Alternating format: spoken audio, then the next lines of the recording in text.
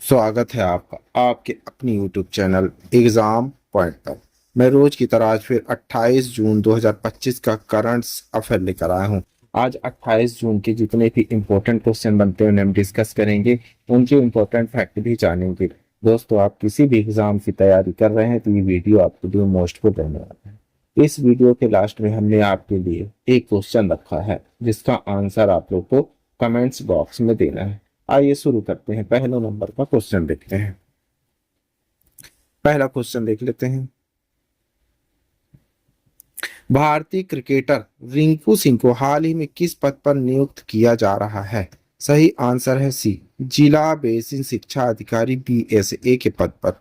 की पॉइंट देखते हैं। क्रिकेट मैदान से जन सेवा तक एक अद्भुत बदलाव में भारतीय क्रिकेटर रिंकू सिंह को उत्तर प्रदेश बेसिन शिक्षा विभाग में जिला बेसिन शिक्षा अधिकारी BSA के रूप में नियुक्त किया जा रहा है।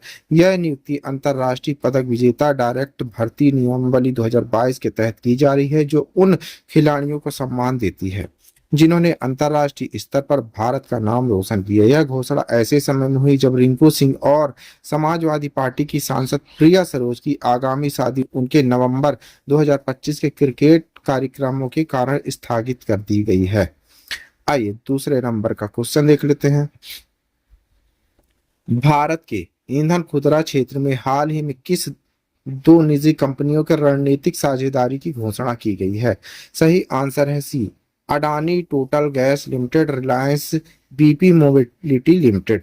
की भारत की ईंधन खुदरा क्षेत्र में एक महत्वपूर्ण कदम के तहत Adani total gas limited ATGL और रिलायंस BP मोबिलिटी कार्यक्रम GOBP ने एक रणनीतिक साझेदारी की घोषणा की है। इस कार्यक्रम समझौते के तहत दोनों कंपनी एक दूसरे के ईंधन उत्पादों को चुनिंदा आउटलेट पर वितरित करेंगी। यह सहयोग निजी क्षेत्र के दो दिग्गजों के बीच हुआ है, जिसका उद्देश्य सार्वजनिक क्षेत्र की तेल कंपनियों के प्रभुत्व वाले बाजार में अपने पद चिन्ह को मजबूत करता है। आइए तीसरे नंबर का क्वेश्चन देख लेते हैं। State of the climate in Asia 2024 report किस संगठन द्वारा जारी की गई है? सही आंसर है सी, विश्व मौसम विज्ञान संगठन WMO के द्वारा।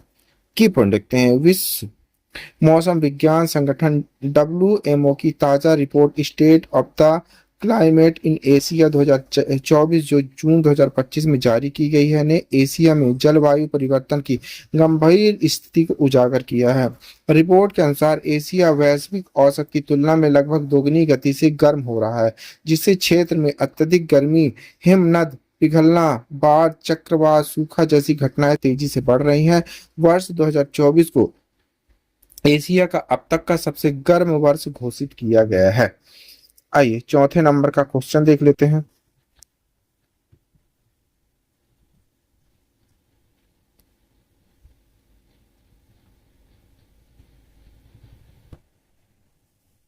राष्ट्रीय कृषि और ग्रामीण विकास बैंक नाबार्ड ने किस संगठन के साथ मिलकर आंध्र प्रदेश में एक संयुक्त प्रशिक्षण कार्यक्रम शुरू किया है? सही आंसर है बी, भारतीय वाणिज्यिक कृषि अनुसंधान संस्थान।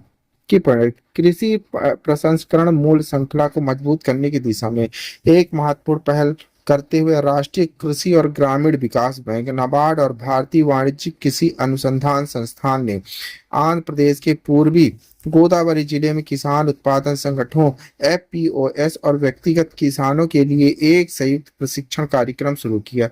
इस कार्यक्रम का उद्देश्य क्षेत्र की प्रमुख फसलें हल्दी मिर्च के लिए उत्पादन के बाद प्रबंधन एवं उन्नत प्रसंस्करण तकनीकों पर किसानों को प्रशिक्षित किया जाएगा। आइए पांचवें नंबर का क्वेश्चन देखते हैं। IMF ने हाल ही में किस भारतीय डिजिटल भुगतान प्रणाली को परिवर्तनकारी शक्ति करार दिया है? सही आंसर है D, unified payment interface UPI। की पॉइंट लिखते हैं। भारत की फिनटेक क्रांति को एक बड़ी वैश्विक मान्यता मिली है। अंतर्राष्ट्रीय मुद्रा कोष IMF ने यूनिफाइड पेमेंट इंटरफेस UPI को भारत के डिजिटल भुगतान प्रणाली में परिवर्तनकारी शक्ति करार देते हुए इसकी सराहना की। जून 2025 को आईएमएफ द्वारा प्रकाशित एक शोध पत्र में कहा गया कि भारत में सस्ती मोबाइल डेटा सुविधा, व्यापक बैंकिंग, मजबूत डिजिटल पहचान प्रणाली, इंटर ऑपरेटिबिलिटी, आपसी संगत जैसे कारकों ने यूपीआई को ऐसा मॉडल बना दिया जिसे कई बार देश ने अपनाना चाहा है। आइए 6वें नंबर का क्वेश्चन देखते हैं। एशियाई अवसंरचना निवेश बैंक एआईआईबी की अगली अध्यक्ष कौन नियुक्त की गई है? सही आंसर है सी, जो जीआई की प्रोडक्ट एशियाई अवसंरचना निवेश बैंक एआईआईबी ने एक महत्वपूर्ण नेतृत्व परिवर्तन के तहत चीन की पूर्व उप वित्त मंत्री जेओ जियाओ को बैंक की अगली अध्यक्ष नियुक्त किया गया है। वे स्थापना से जुड़े वर्तमान अध्यक्ष जिन निकुल का स्थान लेंगी, जिनका दूसरा 5 वर्षीय कार्यक्रम जनवरी 2026 में समाप्त हो रहा है।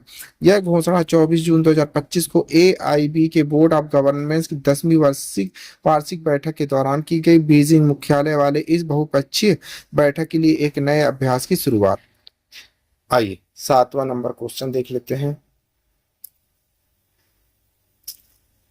भारत का पहला तितली अभयारण्य किस राज्य में स्थापित किया गया है? सही आंसर है बी, केरल में।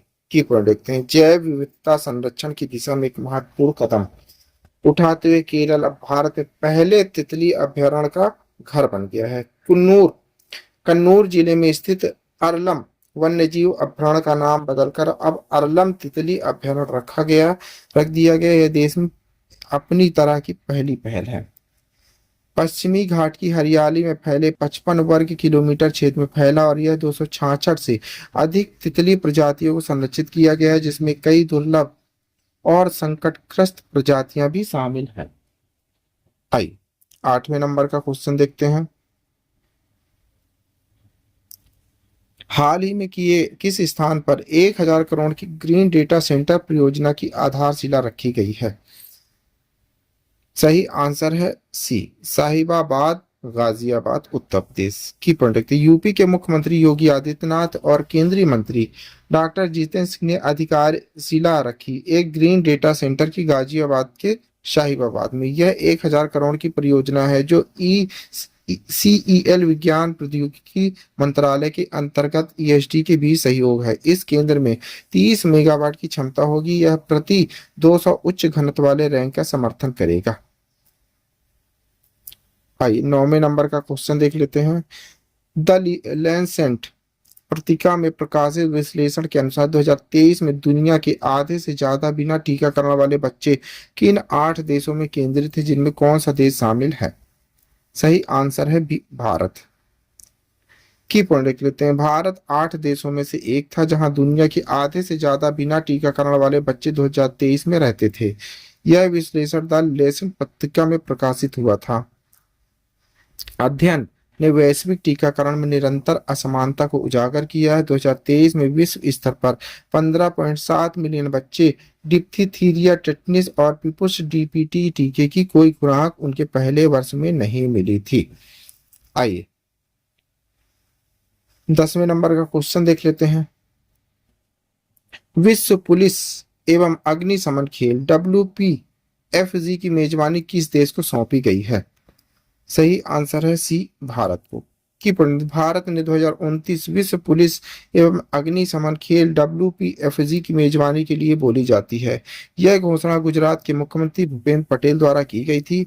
यह खेल अहमदाबाद, गांधीनगर और एकता नगर सभी गुजरात में आयोजित किए जाएंगे। यह निर्णय सफल बोली प्रस्तुति के बाद WPFG महासंघ को बर्मिंघम US में दिया गया था। यह एक प्रमुख अंतर्राष्ट्रीय आयोजन है जो भारत की सुरक्षा, आपातकालीन सेवाओं और कर्मियों के लिए है। आइए आगे बढ़ते हैं। 11वें नंबर का क्वेश्चन देखते हैं। भारत ने अंतरिक्ष इतिहास रचा क्योंकि शुभांशु शुक्ला ISS पर पैर रखने वाले पहले भारतीय बन गए। शुभांशु शुक्ला किस स्थान से हैं? सही आंसर है ए, लखनऊ, उत्तर प्रदेश। की पॉइंट देखते हैं। भारत ने इतिहास रचा। अब IAF group captain Shubhanshu Shukla अंतरिक्ष में स्पेस एक्स के ड्रैगन अंतरिक्ष यान में एक्सियोम 4 मिशन के तहत गए हैं। अंतरिक्ष यान इंटरनेशनल स्पेस स्टेशन ISS से जुड़ गया है। शुक्ला अंतरिक्ष में जाने वाले दूसरे भारतीय। राकेश शर्मा 1984 के बाद 41 साल का अंतर। शुक्ला का जन्म लखनऊ उत्तर प्रदेश में हुआ है। एक्सियोम 4 दल में अमेरिका, भारत, पोलैंड और हंगरी के अंतरिक्ष यात्री शामिल हैं। आइए 12वें नंबर का क्वेश्चन देख लेते हैं।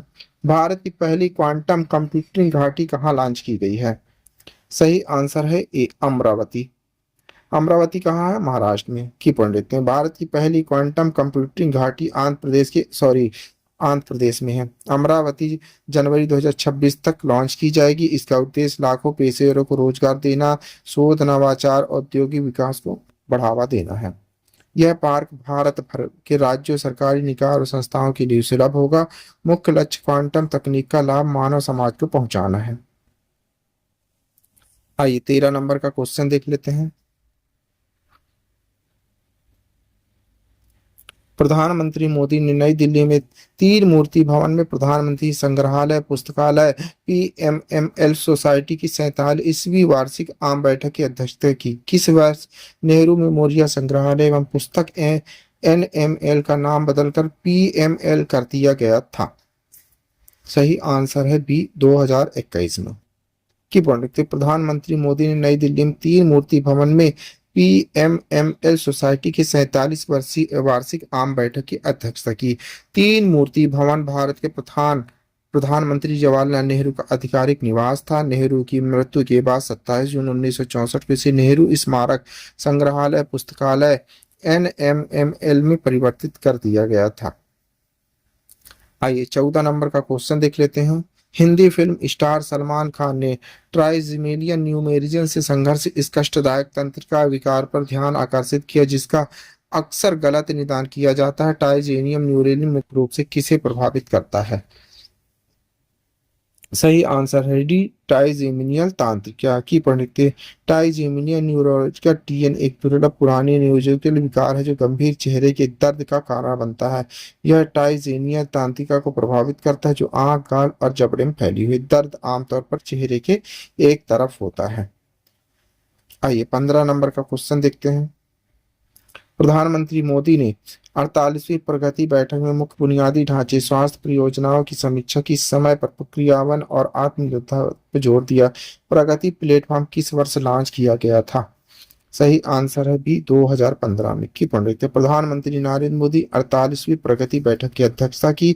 इसका फोकस खान, रेलवे और जल संसाधन में बुनियादी ढांचा परियोजनाओं में तेजी लाने पर था। प्रगति का तात्पर्य सक्रिय शासन, समय पर कार्यान्वयन से है। यह नागरिक शिकायतों के समाधान, प्रमुख परियोजनाओं की निगरानी के लिए इंटरएक्टिव मंच है। इसमें केंद्रीय राज्य स्तर के दोनों का नहीं। आइए 16 नंबर का क्वेश्चन देखते हैं। राष्ट्रीय परमाणु ऊर्जा मिशन के तहत किस भारतीय राज्य को अपना पहला परमाणु ऊर्जा संयंत्र मिलने वाला है? सही आंसर है सी, बिहार को। की पंडित बिहार जल्द ही अपना पहला परमाणु ऊर्जा संयंत्र राष्ट्रीय परमाणु ऊर्जा मिशन के तहत स्थापित करेगा। यह इस पहल के लिए चुने गए पहले 6 राज्यों में से एक है। लक्ष्य भारत की ऊर्जा मिश्रण में विविधता लाना, क्षेत्रीय ऊर्जा सुरक्षा को बढ़ावा देना। इस परियोजना में उन्नत तकनीकों जैसे छोटे मॉड्यूल रिएक्टर का उपयोग किया जाएगा। आइए आपके लिए क्वेश्चन है, इसी क्वेश्चन का आंसर आप लोग को कमेंट्स बॉक्स में देना है। क्वेश्चन देख लेते हैं। 78वें सीनियर नेशनल एक्टिविटी चैंपियनशिप 2025 में पदक तालिका में किस राज्य ने शीर्ष स्थान प्राप्त किया है? महाराष्ट्र ने, तमिलनाडु में, कर्नाटक ने या दिल्ली में? दोस्तों इस क्वेश्चन का आंसर आप लोग को कमेंट्स बॉक्स में देना है। आंसर आप लोग कमेंट्स बॉक्स में जरूर दीजिएगा, भूलिएगा नहीं। आप पढ़ रहे हैं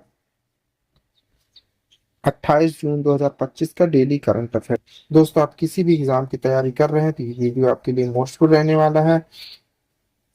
इस वीडियो की PDF डाउनलोड करने के लिए आप हमारे टेलीग्राम चैनल एग्जाम पॉइंट पर जाकर वहां से PDF डाउनलोड कर सकते हैं। Thank you for watching my video. इस वीडियो को ज्यादा से ज्यादा शेयर करें, लाइक करें, कमेंट करें। Thank you.